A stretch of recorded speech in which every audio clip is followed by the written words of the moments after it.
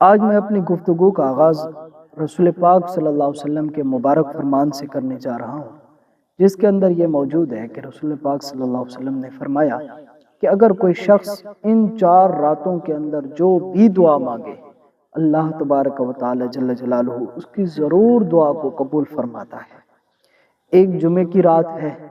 اور دوسری 15 شعبان المعظم کی رات ہے۔ اس رات بھی جو دعا مانگے اللہ تبارک و تعالی اس کی ضرور قبول فرماتا ہے۔ اور ایک رجب کی پہلی رات ہے اور ایک رمضان المبارک کے اندر ایک رات ہے، جس میں جو بھی آدمی جو بھی دعا مانگے اللہ تعالیٰ اس کی ضرور دعا کو قبول فرماتا ہے۔ تو میرے دوستو، شب برات کے حوالے سے میں بیان کر رہا تھا، اس میں یہ بات ضروری ہے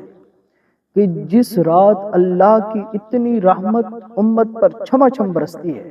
لیکن اس رات بھی کچھ ایسے لوگ ہیں جو رحمت سے محروم رہ جاتے ہیں، جن کی دعا قبول نہیں ہوتی۔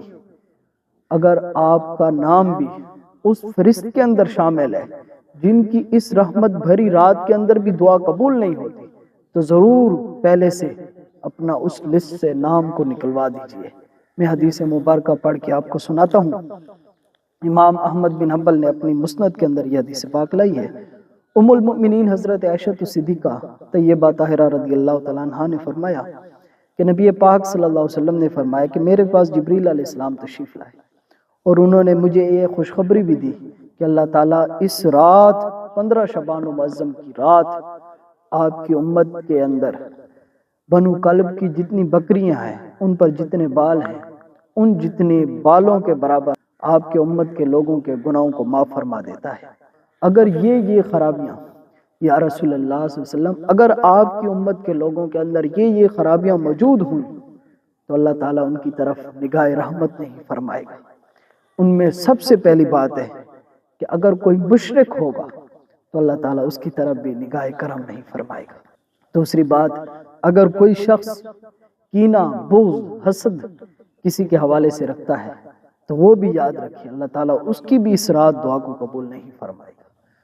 اس سے پہلے کہ وہ اپنے بغض، کینہ، لالچ جو کچھ بھی ہے اپنے دل سے نکال لے،